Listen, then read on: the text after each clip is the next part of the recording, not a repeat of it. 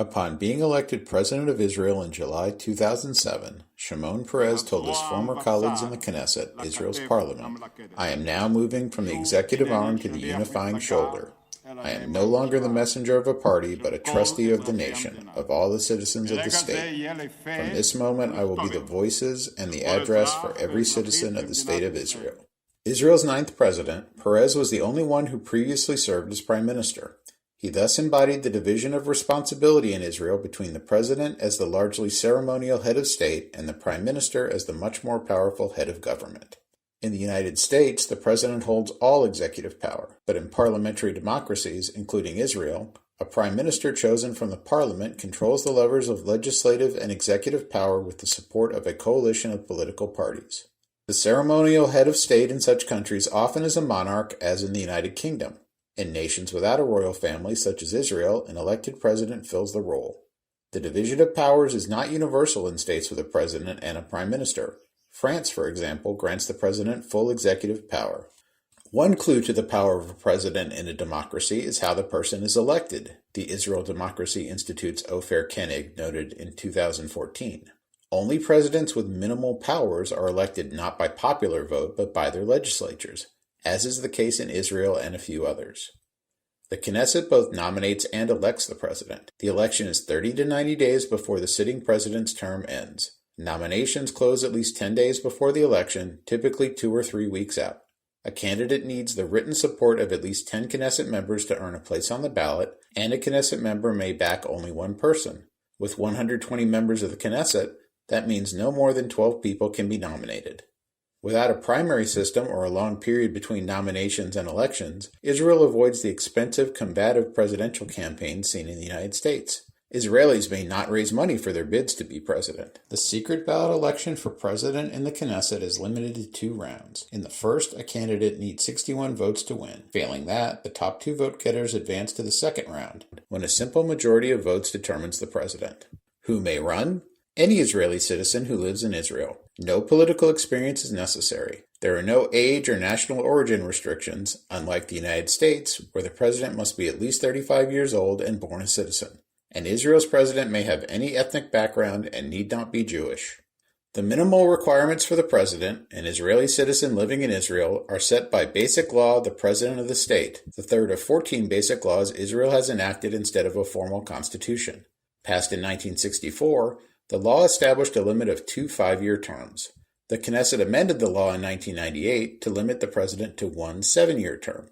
The Basic Law lays out the formal duties of the president, including sign laws, usually with a countersignature from the prime minister or another government minister, sign treaties ratified by the Knesset, appoint judges on the recommendation of a committee, receive ambassadors to Israel and issue credentials to Israel's diplomats, accept reports on government meetings and activities, play a role in the formation of a government.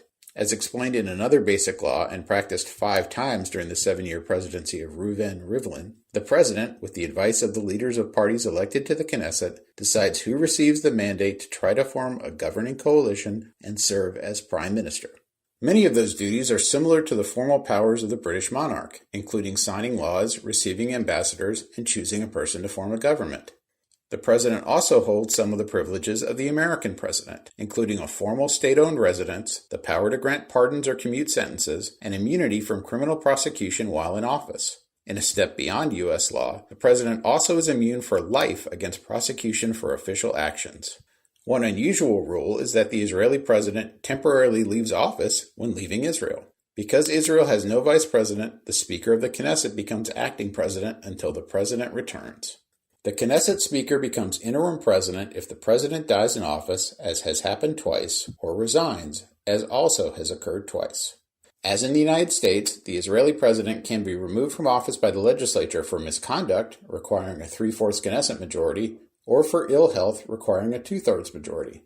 The president also can request or be forced to take a temporary leave for health reasons, a situation addressed in the United States by the 25th Amendment to the U.S. Constitution. Whatever the formal rules surrounding the presidency, the 1964 Basic Law uses 27 sections to try to explain them, a vagueness is built into the role. As someone elected by politicians, involved in political processes, and usually experienced in politics, when should the Israeli president address political issues? With a formal role in welcoming and accrediting diplomats, should the president participate in diplomatic actions that are not merely ceremonial?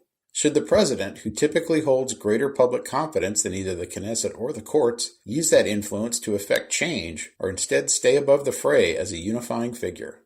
Israel's first president, Chaim Weizmann, complained about the uncertainty in a letter he wrote but did not send to Prime Minister David Ben-Gurion. I was told that the president is a symbol. To date, I have been unable to understand this vague statement, as well as who determines the symbolic importance of the president of the state. Ultimately, as the Israel Democracy Institute's Dana Blander wrote in 2014, it is up to each president to shape the office. Peretz expanded on that idea in his 2007 address. The president is not a governor, is not a judge, is not a lawmaker. But he is permitted to dream, to set values, to lead with honesty and with compassion, with courage and with kindness.